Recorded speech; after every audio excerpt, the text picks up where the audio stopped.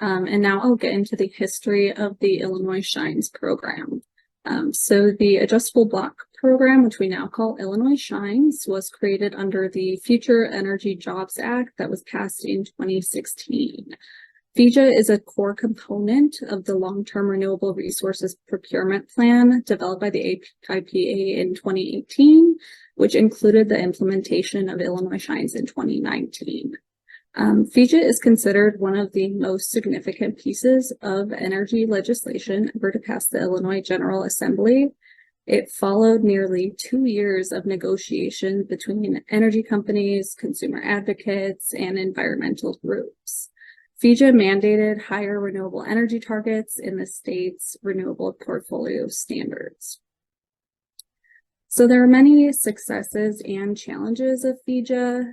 It was successful in incentivizing the development of over 25,000 projects and helped facilitate the growth of solar from 80 megawatts to 2,000 megawatts.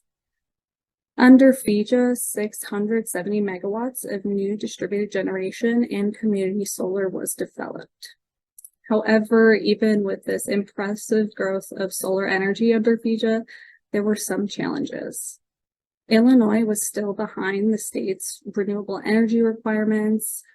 Under FEJA, the Illinois Shines program funding was largely exhausted due to program participation and the structure of contract payments. I want to stress that this is not the case now, but was definitely a challenge before FEJA was passed. There were also concerns if there was an equitable distribution of the benefits of a growing clean energy economy, especially to those employed in developing these projects. And many of these challenges of the Illinois Shines program under FEJA were addressed with the Climate and Equitable Jobs Act. Next slide, please. Thank you.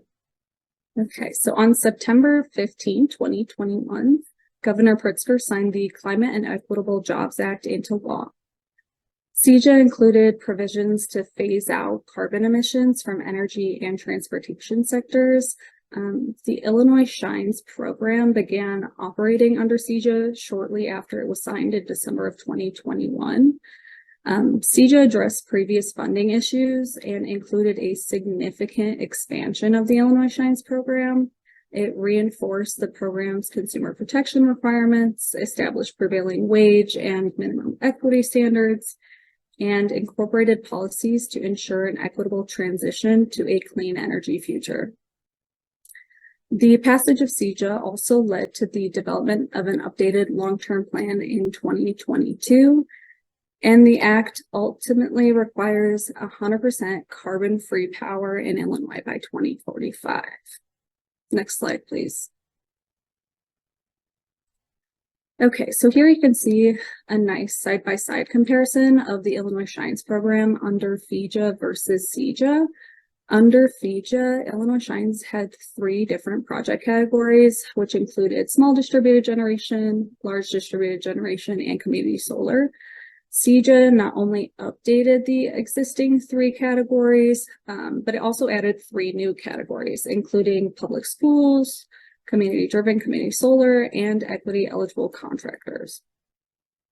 The RPS budget more than doubled from $235 million to $557 million under CEJA across all programs, including Illinois Shines. Also, CEJA included equity and prevailing wage requirements that FEJA did not. Prevailing wage is required for most projects participating in Illinois Shines. There are some exceptions to this, including residential projects, a house of worship, and waitlisted large DG projects. CEJA also added the equity eligible contractor block and equity eligible workforce requirements for participating approved vendors and designees.